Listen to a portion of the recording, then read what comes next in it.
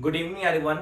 आज हम एक नया टॉपिक लेके आए हैं, एक नई प्रॉब्लम जो कि हमारी रिलेटेड है मोशनल इलेक्ट्रोमैग्नेटिक इंडक्शन से। मोशनल इलेक्ट्रोमैग्नेटिक इंडक्शन माने गतिक ईएमआई, है ना। तो इसमें हमारा ये सिस्टम दिखाई दे रहा है हमको। हमारी जो मैग्नेटिक फील्ड है, वो पेपर के इस बोर्ड के अंदर की डायरेक्शन में है। अंदर की डायरेक्शन को शो करने के लिए हम क्रॉस का साइन यूज करते हैं, है ना। और उसका मैग्नीट्यूड को हिंदी में कहते हैं परिमाण। तो उसका परिमाण कितना है? 2 टेस्ला है, ठीक है। और हमारा इस क्वेश्चन में पूछा क्या गया है बेटा, देखना ध्यान से। जो ये हमारा ये रेजिस्टेंस का जो नेटवर्क दिख रहा है बेटा, वो पी क्यू और एस ओ से हमारा इस स्क्वायर से कनेक्टेड है ना। और इस स्क्वायर और इस पूरे सिस्टम को इस मैग्नेटिक फील्ड के बाहर लेके आया जा रहा है। क्या बेटा इतना समझ में आ रहा है कि नहीं आ रहा, है ना। तो हमारे पूरे सिस्टम को मैग्नेटिक फील्ड के बाहर लेके आया जा रहा है ना। अब बेटा ध्यान से देखना, इस स्क्वायर का रेजिस्टेंस कितना है? 1 ओम है। कितना है इसका रेजिस्टेंस? 1 ओम इसका रेजिस्टेंस है ना। और इस स्क्वायर में क्योंकि हमारी इसमें मैग्नेटिक फील्ड चेंज होगी, तो हमारा फ्लक्स चेंज होगा, तो ईएमएफ माने इलेक्ट्रोमोटिव फोर्स को हिंदी में कहते हैं विद्युत वाहक बल। तो हमारा इलेक्ट्रोमोटिव फोर्स जनरेट होगा और उस इलेक्ट्रोमोटिव फोर्स के कारण एक इंड्यूस करंट प्रोड्यूस होगी, है ना। और इंड्यूस करंट को हिंदी में कहते हैं प्रेरित धारा, है ना। तो प्रेरित धारा का मान कितना दिया गया है हमको? इंड्यूस करंट का मान दिया गया है 1 मिली एम्पियर दिया गया है। क्या क्वेश्चन समझ में आ रहा है?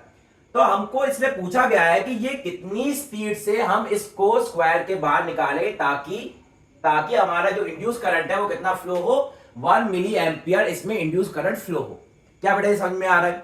ठीक है। अब बेटा ध्यान से देखना, यहां पे इस स्क्वायर, बेटा ये जो स्क्वायर दिखाई दे रहा है, जब इसको स्क्वायर को बाहर लेके जाया जाएगा तो जो इसके अंदर से जो मैग्नेटिक फील्ड लाइन माने चुंबकीय बल रेखाएं जो इससे पास हो रही है, उसका मान क्या होगा? डिक्रीज करेगा। क्या करेगा? डिक्रीज करेगा। अगर चुंबकीय फील्ड, है ना, मैग्नेटिक फील्ड की वैल्यू अगर टाइम के साथ डिक्रीज कर रही है तो इसका मतलब उसमें से जो फ्लक्स पास कर रहा होगा वो भी डिक्रीज करेगा, है ना। और फ्लक्स डिक्रीज करेगा तो चेंज इन फ्लक्स, हमारा ईएमएफ होता है ई बराबर माइनस का D phi by D T. यह हमारा ईएमएफ के बराबर होता है। ईएमएफ इक्वल टू माइनस का D phi by D T के बराबर होता है ना। ये किसके लॉ के अकॉर्डिंग है बेटा? ये हमारा अकॉर्डिंग है लेंस लॉ के अकॉर्डिंग। लेंस लॉ, तो लेंस लॉ के अकॉर्डिंग हमारा ईएमएफ किसके बराबर होता है? माइनस का D phi by D T के बराबर होता है ना बेटा। और हमारा ईएमएफ मोशनल ईएमएफ का फॉर्मूला होता है B into V into L. ये हमारा मोशनल ईएमएफ का वैल्यू होता है। किसकी वैल्यू होती है? मोशनल ईएमएफ की, है ना। अब बेटा ध्यान से देखना, यहां पे जब ये स्क्वायर को मैग्नेटिक फील्ड के बाहर ले जाएंगे तो इंड्यूस करंट इस स्क्वायर में इस तरीके से फ्लो करेगी कि यहां पे जो चेंज आ रहा है, फ्लक्स में जो चेंज आ रहा है उसका अपोज करे, फ्लक्स की चेंज का अपोज करे। यहां पे अगर हम ध्यान से देखें तो यहां पे जो अंदर इसके मैग्नेटिक फील्ड एंटर कर रही है उसकी वैल्यू टाइम के साथ डिक्रीज कर रही है। तो इंड्यूस करंट ऐसे फ्लो करेगा कि इसकी मैग्नेटिक फील्ड की वैल्यू को बढ़ाए बेटा। मैग्नेटिक फील्ड की वैल्यू क्या करे? बढ़ाए। और बढ़ाने के लिए हमारा ध्यान से देखना बेटा, राइट हैंड थंब रूल का यूज करेंगे, है ना। राइट हैंड थंब रूल में ये थंब क्या यूज करता है? ये हमारी मैग्नेटिक फील्ड लाइन को शो करता है। तो मैग्नेटिक फील्ड लाइन कहां पे होंगी? अंदर की ओर होंगी, क्योंकि हमारी मैग्नेटिक फील्ड को बढ़ाना है हमको। और इंड्यूस करंट इस तरीके से फ्लो करेगा कि उसकी मैग्नेटिक फील्ड की डायरेक्शन इस मैग्नेटिक फील्ड इस बी के अलोंग हो, सेम डायरेक्शन में हो, है ना। तो हमारी मैग्नेटिक फील्ड कहां पे होगी? अंदर की ओर। और हमारी करंट ऐसे करके करंट फ्लो करेगी। क्या बेटे समझ में आ रहा है? तो करंट की डायरेक्शन क्या हो जाएगी? ये हमारी करंट की डायरेक्शन हो जाएगी। ऐसे करके हमारा करंट फ्लो करेगा। क्या बेटा ये समझ में आ रहा है आप सबको, है ना। अब ध्यान से देखना बेटा, यहां पे मैंने ये मैग्नेटिक फील्ड लाइन इसको मैंने हटा दिया, देखो।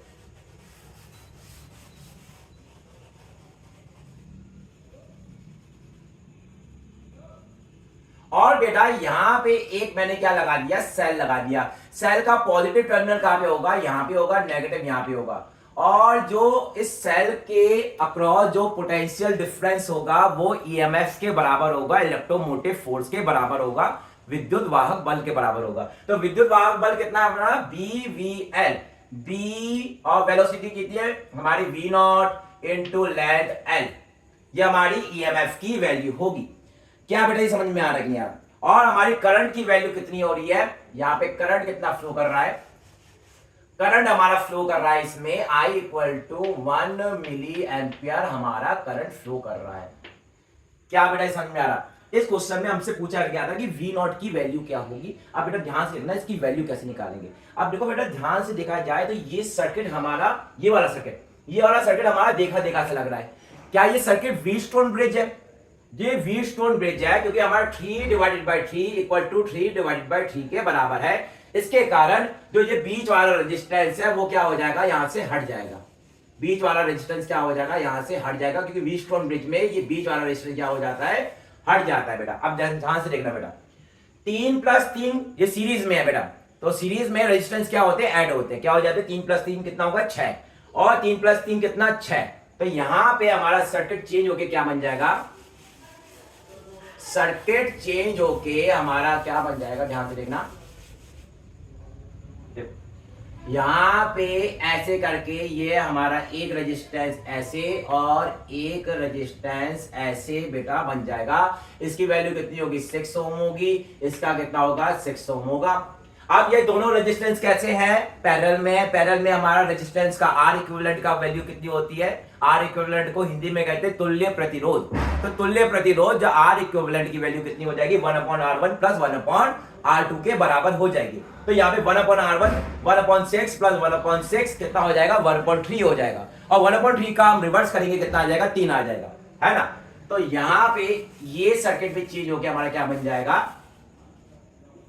देखना बेटा ध्यान से, ये सर्किट हमारा चेंज होके यहाँ पे कितना हो जाएगा, 3 ओम हो जाएगा। क्या बेटा ये समझ में आ रहा है कि नहीं आ रहा? और बेटा ध्यान से देखो, इस लूप का रेजिस्टेंस, ये हमारा लूप दिख रहा है ना, स्क्वायर लूप, तो स्क्वायर लूप का रेजिस्टेंस कितना है, 1 ओम है। कितना है, 1 ओम है। क्या ये चीज क्लियर हो रही है कि नहीं हो रही है? तो बेटा 1 ओम है, तो यहाँ पे हमारा एक छोटा सा रेजिस्टेंस और लगा देते हैं। यहाँ पे क्या बन जाएगा हमारा रेजिस्टेंस, ध्यान से देखो, ये हमारा रेजिस्टेंस लग जाएगा, इसका कितना है बेटा वैल्यू, 1 ओम है।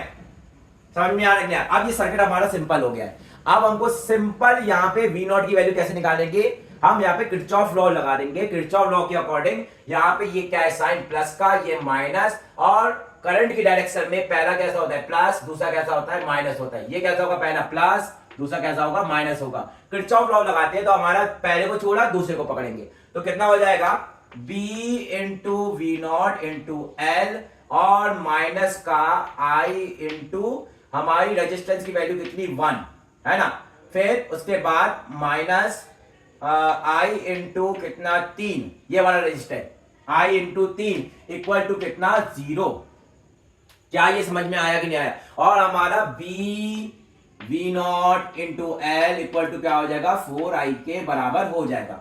यहां तक ये इक्वेशन समझ में आया कि नहीं आई? तो हमारी ये किरचॉफ लॉ से निकली है बेटा, है ना बेटा। अब सुनो बेटा, B की वैल्यू कितनी है, B की वैल्यू हमको ये दी गई है यहाँ पे, कितनी है, 2 टेस्ला है।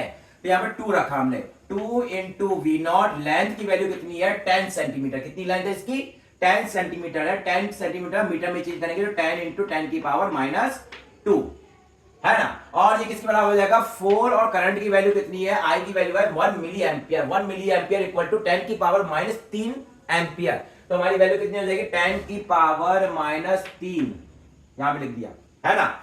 2 2 4, और हमारी वी नॉट की वैल्यू यहां से कितनी हो जाएगी बेटा, ध्यान से देखना, यहां पे हो जाएगी वी नॉट इंटू 10 की पावर -1, है ना। यहां पे कितना हो जाएगा, 2 इंटू 10 की पावर -3, और हमारी वी नॉट की यहां से वैल्यू हो जाएगी 2 इंटू 10 की पावर -2, और यूनिट होगी मीटर पर सेकंड होगी, मीटर पर सेकंड। ये हमारी फाइनल वैल्यू आ जाएगी स्पीड की बेटा, समझ में आएगा। अच्छा, अगर तुमसे पूछा जाए कि इंड्यूस करंट की डायरेक्शन क्या होगी इस स्क्वायर लूप में, तो तुम डायरेक्शन क्या बोलोगे, डायरेक्शन आई है हमारी क्लॉकवाइज।